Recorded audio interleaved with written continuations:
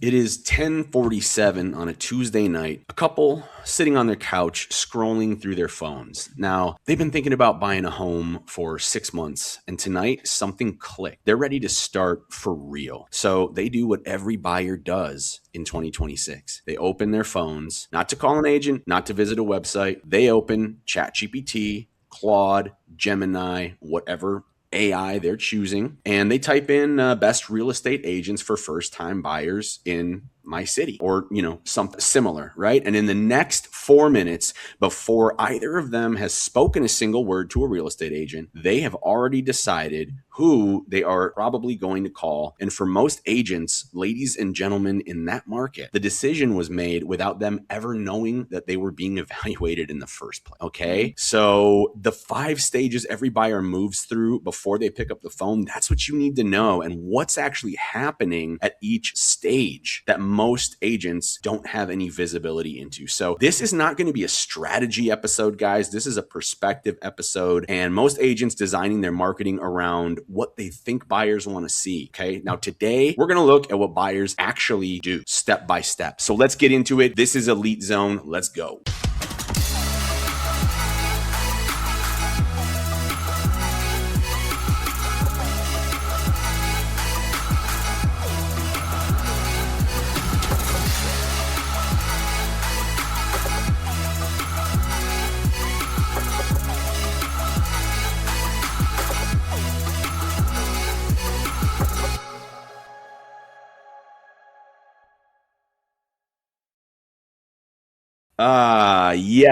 Yes. Blake, what up? What up? Hey, how are we doing? It's another day for paradise. Yep, I'm feeling great. I'm feeling energized, and I love talking about consumer behavior, with a background in psychology, human behavior, consumer behavior, why we buy things, why I buy things. Is it emotional? Is it logical? What's the process? How does it work? That stuff is so fascinating to me. And so I'm really excited to go into this, and we're going to be going over, these stages, that the silent evaluation, right? So there's 3 different stages to this, arguably. So let's just get into this. What's the first stage? Yeah, so actually before we dive into the first stage, I kind of want to paint a picture that most agents probably have felt at some time or have asked themselves. So anyone listening right now, think about how many times you've said, I don't know why they never called. Or let's say you've spent hours prepping for a listing appointment only to then find out that the sellers that you're going to do this appointment for actually interviewed 3 other agents before they even got to you. So they're your 4th, they have you as their 4th agent, right? But the reality is the interview just didn't start when they called you to say, hey, do a listing presentation. We would love to see what you can offer us. It started weeks earlier on the phone when they were looking, like you just said earlier, on their couch and seeing what you had to offer to even get that listing appointment. So I want people to think of that, because when we go into these stages, it's going to touch upon all different types of buyers and sellers in this process. So we like to call stage 1 kind of like the first search, right? So you have your first time home buyer. This is kind of their behavior of what or how they're searching. So we're going to make up a buyer. We're going to call this buyer Sarah for today. But let's say you have Sarah. She's a 29-year-old and she's been renting for the past 5 years. Okay. And now she's like, all right, I don't want to look for an agent just yet. But what she starts doing is going on ChatGPT, Gemini, Perplexity, whatever AI tool, and searching can I buy a home in San Diego? Is that even a realistic thing for me? Okay, sweet. If I am looking to buy in San Diego, what would that be? Then maybe the next question is, okay, well, what credit score do I need? And then what are the closing costs in California? Because everything's different depending on where you are. Different escrow fees, title fees, right? They're all different, but maybe the average pricing. And what happens is Sarah's not searching for a real estate agent, a realtor, but every answer she found shaped who she believed is an expert, right? So she's getting all these answers from ChatGPT just to kind of gather information so she can have a better understanding for that person that she does communicate with. And now she has all this information. She's kind of had this idea of how or who she believes she should communicate with. And now you have an agent who has articles explaining down payments, escrow fees, inspections, local neighborhoods. Yeah. And then you have another agent who their entire social media or even website is all about like, hey, just listed. Hey, open house. Guess who earned that trust? The textbook kind of stuff that other agents are. Exactly. Like maybe back in, I don't know, 2009, that those were the things you wanted to do. But in 2026, that's not what you want to be doing. But the thing to think about, and everyone that's listening right now, is like the person that earned Sarah's trust is the one that actually had the articles explaining the down payment, the inspections, and all that stuff. Because once again, these AI tools are shaping and giving more details to people to allow them to say, hey, okay, now I know how to look for a real estate agent. Now I know what I should be looking for and who knows what in this area and who knows what in that area, because that's a representation of what they're going to be dealing with now in this process. You know, that makes perfect sense. So at this stage, what are the agents that are winning doing? How are they nailing this first stage? And I'm sure that's subjective to a certain extent, depending on their target, buyer and all of that. But yeah, no, absolutely. I mean, the biggest thing to realize in this stage is understanding like you as an agent want to be posting content that's already answering buyers and sellers questions before they're even talking to you, right? So for another example, and this can be more for, the move up buyers, the people that are like, hey, I'm in a home right now. I've been owning a home, but I want to move up to maybe another property, whether it's a bigger property, maybe you're downsizing, whatever it is, you're moving up into another property. And, you have this, let's say, family that's outgrown their, starter home. They're like, okay, we're planning on expanding the family. Maybe we need an extra bedroom. And they're wondering if they should sell first or buy first, right? That's a big question we hear all the time that real estate agents deal with their clients. They're like, hey, we're wanting to expand. Should I sell my property? Should I buy a property? Which step comes first, right? But while they're asking that question, they're not searching for homes. What they're doing is they're searching for answers because that's the biggest answer that they have. So if you have, let's say, an article on your website, should you sell before you buy? And now they're typing in to these AI systems, hey, is it better to sell first or buy first? The goal is that your content's coming up as a result because you're answering the questions that the buyers and sellers already have before they're contacting you. And now they trust you because they're like, hey, it's like they could read my mind. They knew that these are questions I have and they have the answers to it. Yeah, so I'm already getting value from this person. 100%. And so that's awesome. And then I love that because, that's one of the things that noticed is for long, I feel like for big decisions, that cost a lot of money for purchases, there's a lot more research that goes into it than used to, absolutely. right? Because there's so much more available now. So you can't just, be the convenient agent with, that looks the nicest and is local, your office is closest to my house. That just doesn't work, right? And even the referral, that's fine. But this next part, I feel like is so important, right? Because sometimes, well, actually, I feel like a lot of times with consumers, while you're nurturing them, they're watching you, right? So talk a little bit about that, this silent evaluation thing, how consumers are now like looking, who are you? Where are you? Are you knowledgeable? What kind of person are you? Let me check out your website. Let me look at other things, before they're actually going to engage with you, right? Yeah, absolutely. I mean, think about it. I mean, we all do it now, right? With like other businesses, but let's just from an agent's perspective real quick. So you have a buyer and they get on their phone, they're searching and they come across your website. Okay, they're looking at it. They're like, oh, sweet. There's also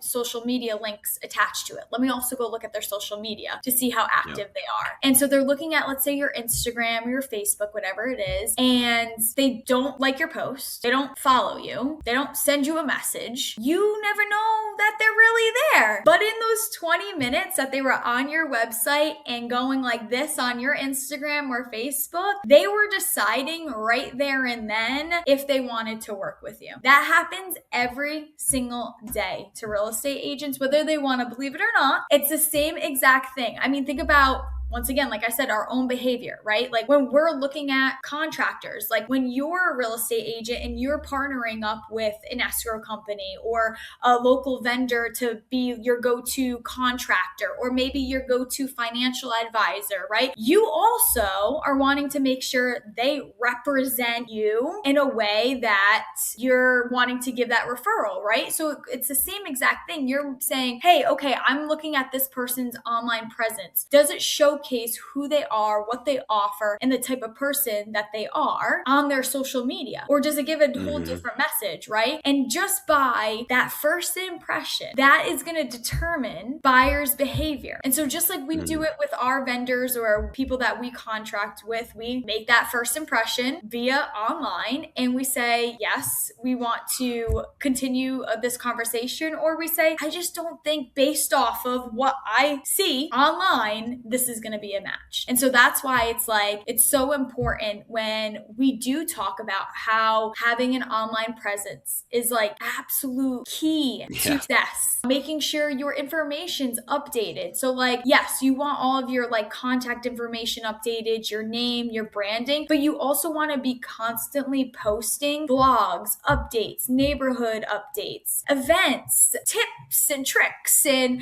all of that stuff. And yes, it sounds like a lot because it is. But if only there was a way that I could get some help with all of this stuff. well, no, exactly. Like there's options, right? You can say, hey, I'm going to do it myself, and just know like it's going to be a lot. You might feel overwhelmed, but that means you have the option of saying, hey, I actually need help. So I'm going to call Agent Elite and I'm going to maybe purchase some of their products and tools that can help me make this a little more automated.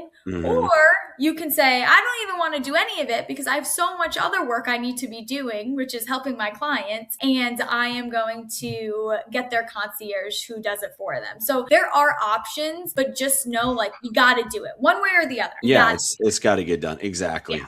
And you know, at this stage too, I mean, this is crazy, right? Because there's great agents out there that might be like running, you know, their websites look great and you know, they're doing great, they're consistent, but maybe, you know, a video a week too, like they're doing everything they can with what they can, which, you know, that's all you can do is all you can do if you're still on that hustle and grind, right? So, but with the systems, it's a little bit different. But guys, you're failing before ever knowing you were being evaluated in the first, right? So there's no feedback, there's no rejection. Literally, the buyer just moves on. So it's just, you know, they got a short list and you're not on it. So this is how you get on that. And, you know, the validation, the next stage going into that, the validation stage. Let's talk to us about this next stage here. Yeah. So I'm going to go off of, I think the biggest one that is very common for real estate agents and that we hear all the time too is like, hey, a lot of my business is referral and I get a lot of my clients, I just, you know, word of mouth, and that's great, right? So like your past client, let's say tells your coworker and they're like, hey, you got to call Max. He's amazing. And they tell their coworker that, right? That's a great referral. Like they're spreading your name. They're telling you, hey, go call this person. They're great. Yeah, check them out. Yeah. Well, that coworker is going to say, oh, awesome. Okay. Yeah, no, definitely. I'll go check them out. Well, the first step that they're doing, just like we just went over the 2 stages, is they're going to Google you. They're going to say, okay, well, I want to like, this person's raving about this real estate agent. Like, I'm going to go Google them. Like,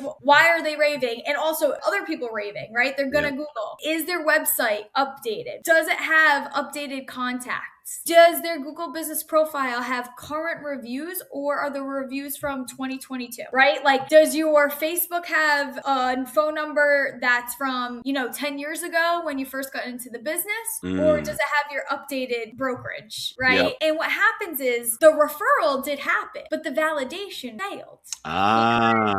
There was nothing to validate what your referral was telling them. Besides the fact that I know you or your family, which unfortunately word of mouth, blind trust just doesn't do it. Well, it just doesn't really happen. Yeah, it doesn't happen. And like, that's the biggest thing is like when people say, oh, I rely on referrals, and I think that's wonderful, right? Like you're doing something right if people keep recommending you and you want to keep that up and you want to make sure that that's being highlighted. But you also need to make sure that when someone is able to refer you, they have the digital backing to then say, oh yeah, their website shows that they're a top agent. Their website shows that they specialize in luxury or first-time home buyers. They have all the information of all the questions I already was gonna ask them. You know, they have current reviews. Like you need that validation to also back up who referred you. And that's how you continue building your pipeline with referrals.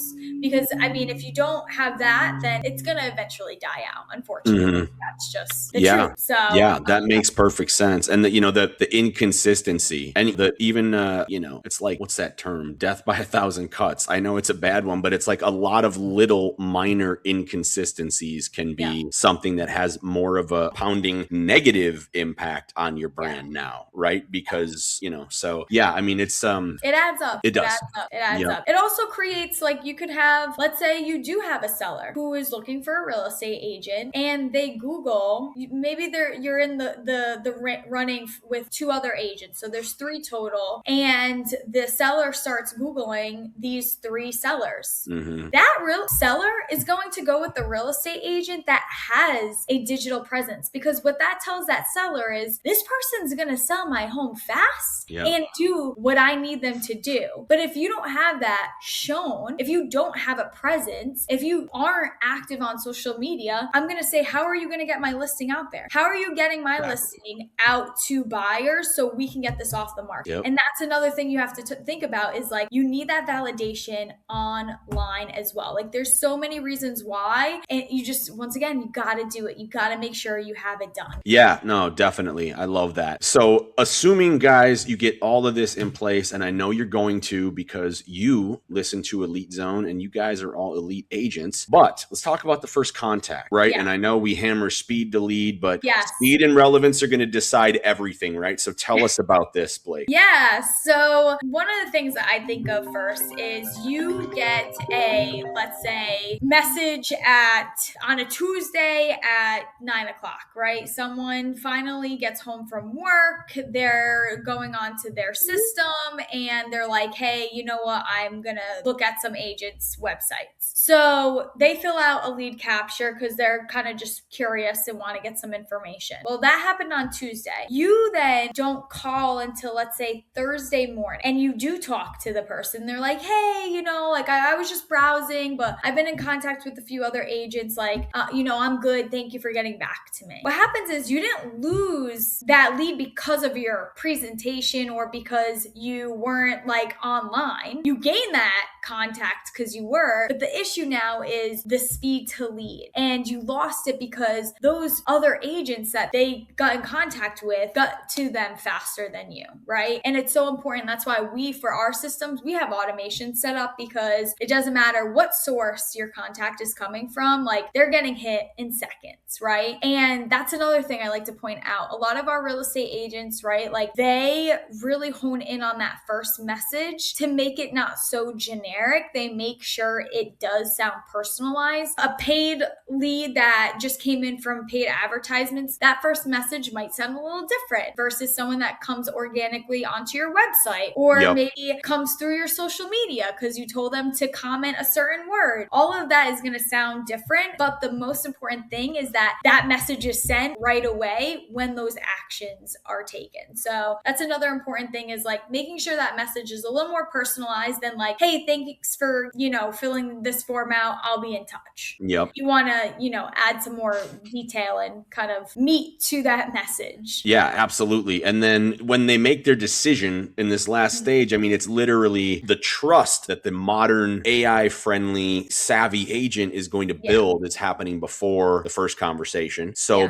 and that's the other thing too, is I've noticed this about myself, but if I call somebody for a service now, I already know about 90% of the info that I need. I just need to know the nuances, the specific, like if my specific case with this professional, you as a person, that, I can get the info, but now I need the relationship to drive it home, right? Because I've already got the info. So the validation either confirmed or it undermined who was going to be the best agent, right? Exactly. And so that decision, you want to be that decision, right? Yes, exactly. You do. And like that's where, and we can even say like you have, right? Like everyone has a competitor that they're trying to beat and or another agent that they are in a fight with. Well, I guess not a real fight, but in the runnings for a listing, right? Yeah, Like don't those physically fight anybody. If your there clients are fighting, call there the are those authorities. situations. Like there are times that you have to go to battle and present your case, For right? sure. So let's just say you do have two agents in this local area. They have similar experience. They both know their market very well. They both have strong pricing strategies that they've presented to the seller. Mhm. But one agent has spent, let's say the last 6 months to a year educating the seller through videos, through email marketing, from blogs, Yep. neighborhood reports, Yep. reviews, and then the other agent is introducing themselves for the very first time. Yeah, right. And also that like there's nothing worse than a specific buyer or seller who's got 90% of the info they need and they're on your website, they're looking at your listing, and then the message they get back is, how can I help you today? Yeah. You know what I mean? Like instead, as opposed to, hey Tom, I know I saw, you were checking out 123 Orange Street. Wow, what a great property. Did you know it's located this far away from the nearest shopping? You know what I'm saying? Like something like that, right? So I wanted to throw that in there because like take time or systemize and automate and leverage AI, but take time to really be specific and personalize these messages, right? Yeah, no, exactly. So that's why it's so important to like understand it doesn't like those deals with buyers and sellers aren't happening in that moment that you're talking, because you could be going against an agent that has the same background as you, has the same expertise, the same knowledge, the same approach. But the difference is that other agent was kind of staying top of mind and getting in front of that seller months in advance before you were. Yep. Or same thing, maybe that agent was focusing on their digital presence and making sure that